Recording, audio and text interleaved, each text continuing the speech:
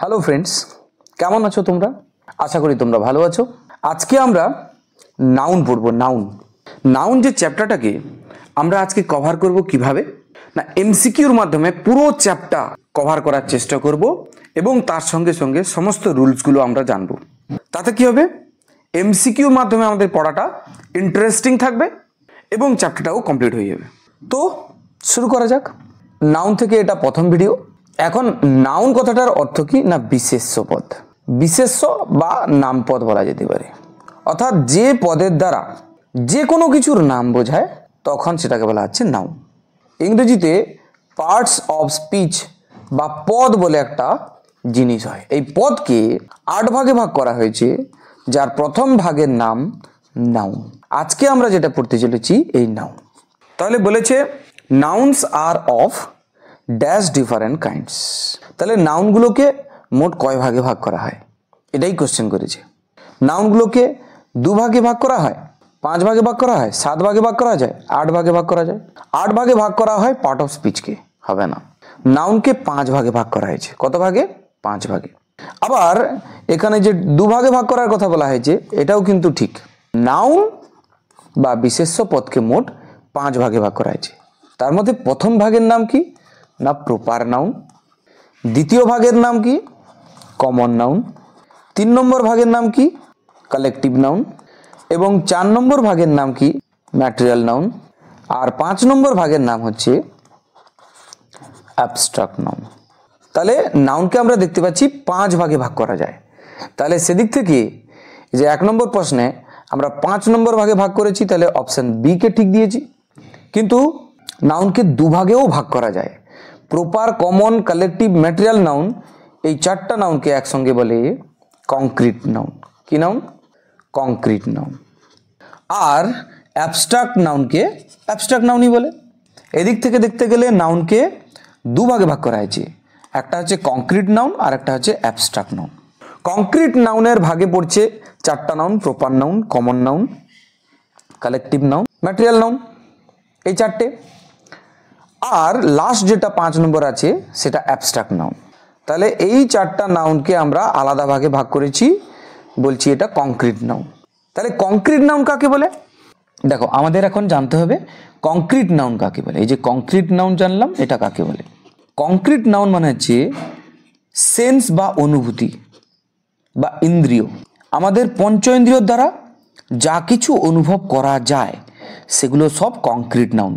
তার মানে proper noun, common noun, collective noun, material noun, এগুলো পঞ্চ ইন্দ্রিয়ের দ্বারা অনুভূত বা অনুভব করা যায়, তাই এদেরকে আমরা বলছি কংক্রিট নাউন।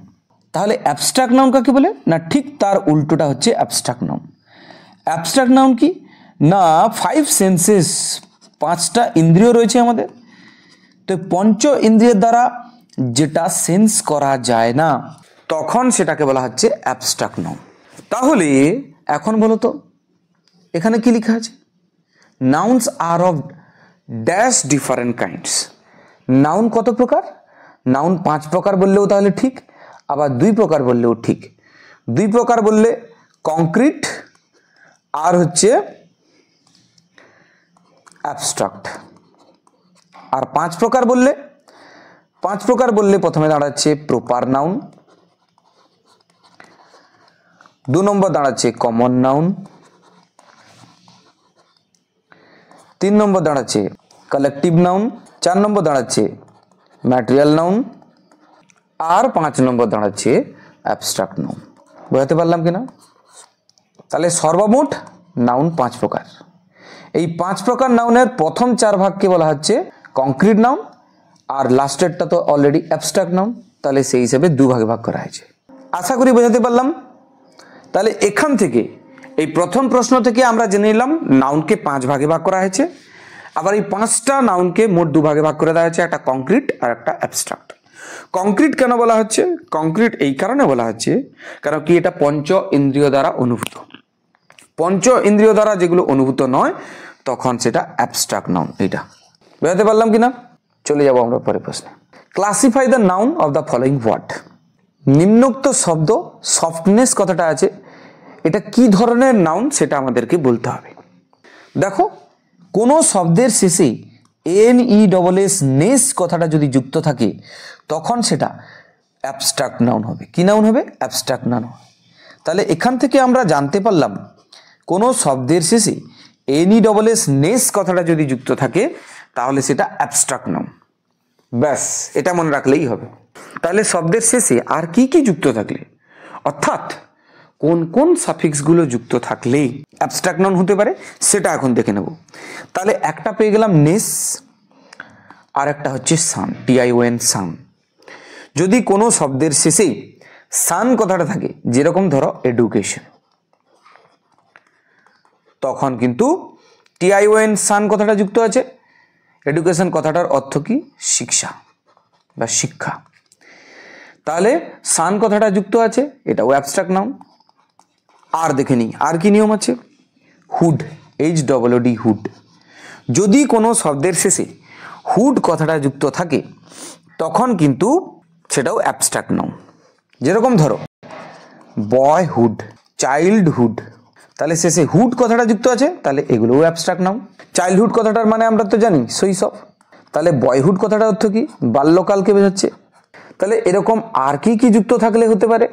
যদি শিপ কথাটা যুক্ত থাকে, SHIP শিপ, তাহলেও কিন্তু সেটা অ্যাবস্ট্রাক্ট নাউন। যেরকম ধরো FRIEND friend, ship SHIP ship, বন্ধুত্বকে বোঝাচ্ছে, তাহলে এটাও অ্যাবস্ট্রাক্ট নাউন। আবার ধরো ডম কথাটা যদি যুক্ত থাকে, ডম, তাহলেও সেটা অ্যাবস্ট্রাক্ট নাউন হবে। যেরকম ধরো ফ্রি তার সঙ্গে ডম, ফ্রিডম, স্বাধীনতা, তাহলে এটাও অ্যাবস্ট্রাক্ট নাউন। আর কি আছে দেখা যাক। মেন্ট, আমরা জানি একটা শব্দ স্টেট, স্টেট মানে বর্ণনা করা, তার সঙ্গে মেন্ট কথাটা যুক্ত করে বিবৃতি অর্থ প্রকাশ করা হয়।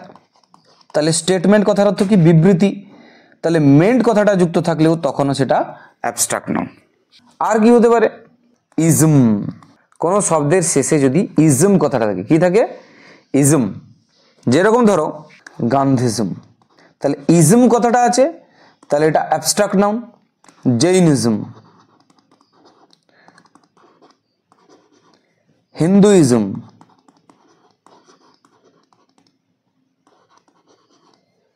এগুলো সব অ্যাবস্ট্রাক্ট নাউন। কেন অ্যাবস্ট্রাক্ট নাউন বলছি? কেন কি শেষে ISM আছে তাই। কোনো শব্দের শেষে যদি TH কথাটা যুক্ত থাকে, কি থাকে? TH, তাহলেও হতে পারে। যেরকম ধরো STRENGTH স্ট্রেংথ, শেষে কি যোগ আছে বলো তো? TH। কি যোগ আছে? TH। STRONG স্ট্রং, শক্তিশালী, সেখান থেকে স্ট্রেংথ হয়েছে মানে শক্তিকে বোঝাচ্ছে, এবং লাস্টে TH থাকার জন্য এটা কি নাউন? এটাও অ্যাবস্ট্রাক্ট নাউন। আর কি হতে পারে? আরও হতে পারে IC, যদি শেষে থাকে IC। যেরকম ধরো জাস্টিস মানে কি? ন্যায় বা বিচার, বা একসঙ্গে বলতে পারি ন্যায় বিচার, তাহলে এটাও অ্যাবস্ট্রাক্ট নাউন। আর কি হতে পারে? আরও আছে CY, শেষে যদি CY থাকে তখনও সেটা অ্যাবস্ট্রাক্ট নাউন হতে পারে। যেরকম ধরো ইনফ্যান্ট, ইনফ্যান্ট মানে কি? শিশু, সেখান থেকে ইনফ্যান্সি, শেষে CY আছে মানে শৈশবকে বোঝাচ্ছে, তাহলে ইনফ্যান্সিও এখানে অ্যাবস্ট্রাক্ট নাউন। বোঝাতে পারলাম কিনা? তাহলে এতগুলো নিয়ম জানতে পারলাম। তাহলে দেখো প্রথমে কি, 1 নম্বর দেখো নেস কথাটা যদি যুক্ত থাকে অ্যাবস্ট্রাক্ট নাউন। 2 নম্বর দেখো সান কথাটা যদি যুক্ত থাকে অ্যাবস্ট্রাক্ট নাউন। 3 নম্বর দেখো হুড কথাটা যদি যুক্ত থাকে অ্যাবস্ট্রাক্ট নাউন। 4 নম্বর দেখো শিপ কথাটা যদি যুক্ত থাকে অ্যাবস্ট্রাক্ট নাউন। 5 নম্বর ডম কথাটা যদি যুক্ত থাকে অ্যাবস্ট্রাক্ট নাউন। 6 নম্বর মেন্ট কথাটা যদি যুক্ত থাকে অ্যাবস্ট্রাক্ট নাউন। 7 নম্বর দেখো ISM ইজম কথাটা যদি যুক্ত থাকে অ্যাবস্ট্রাক্ট নাউন। TH কথাটা যদি যুক্ত থাকে অ্যাবস্ট্রাক্ট নাউন। IC যদি যুক্ত থাকে অ্যাবস্ট্রাক্ট নাউন। CY যদি যুক্ত থাকে abstract noun.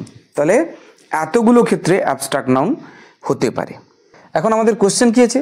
Classify the noun of the following word. Softness, softness কথাটা আছে এখানে, সফটনেস কথাটার অর্থ হচ্ছে কোমলতা।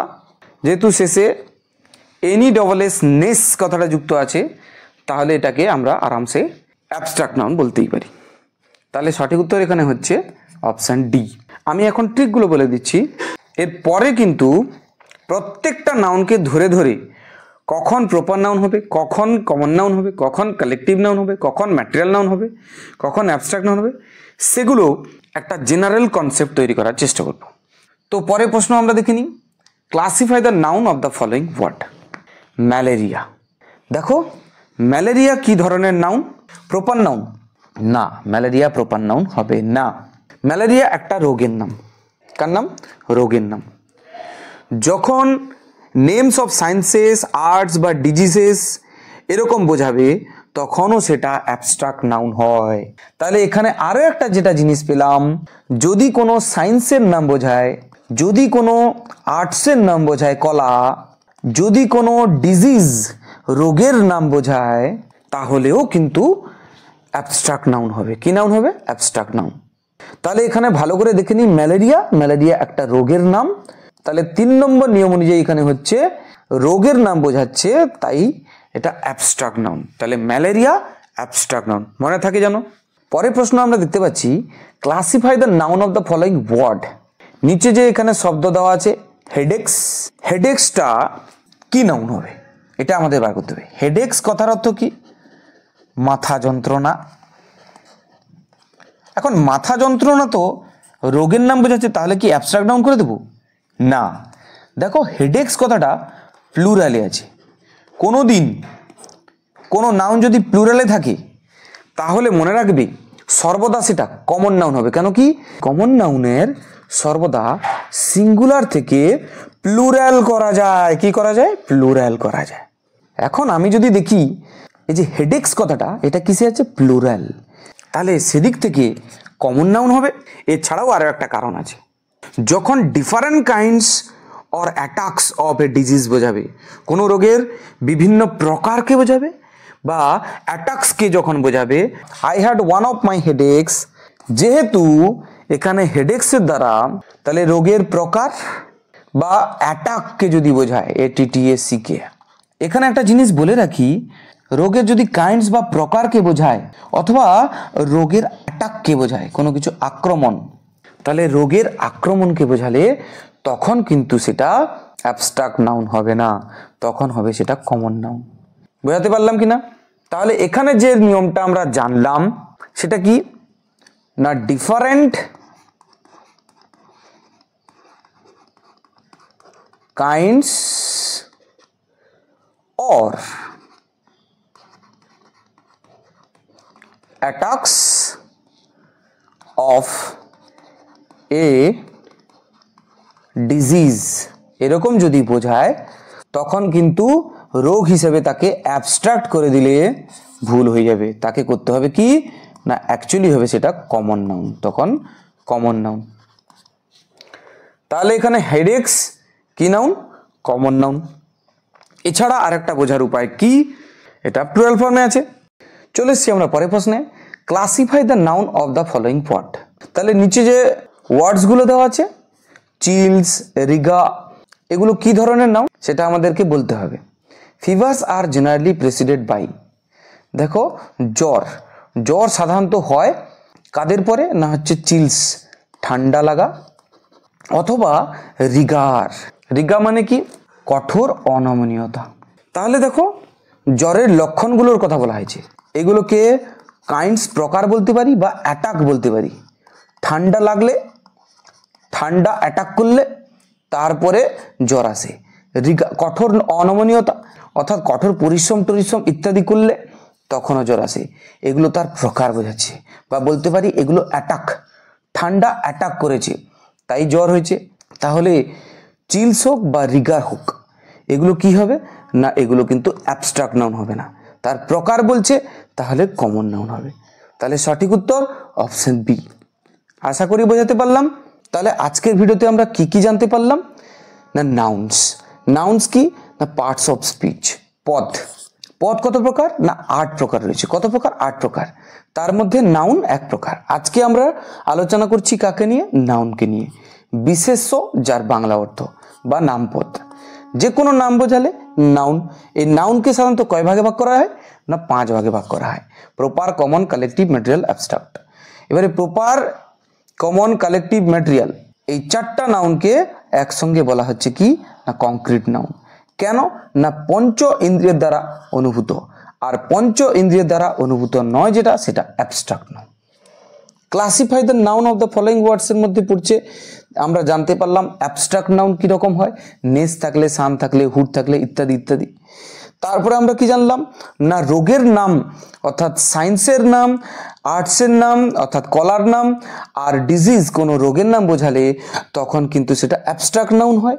আর কি জানলাম না যদি কাইন্ডস, রোগের কাইন্ডস বা প্রকারকে বোঝায় বা রোগের অ্যাটাককে বোঝায় তখন কিন্তু সেটা অ্যাবস্ট্রাক্ট নাউন হবে না, তখন তার পরিবর্তে সেটা কমন নাউন হবে।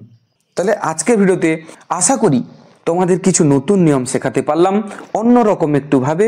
যদি তোমাদের ভালো লেগে থাকে তাহলে অবশ্যই কমেন্ট করে জানাও, আর চ্যানেলকে সাবস্ক্রাইব করতে ভুলো না, বন্ধুদের মধ্যে শেয়ার করতেও ভুলো না। Thank you very much.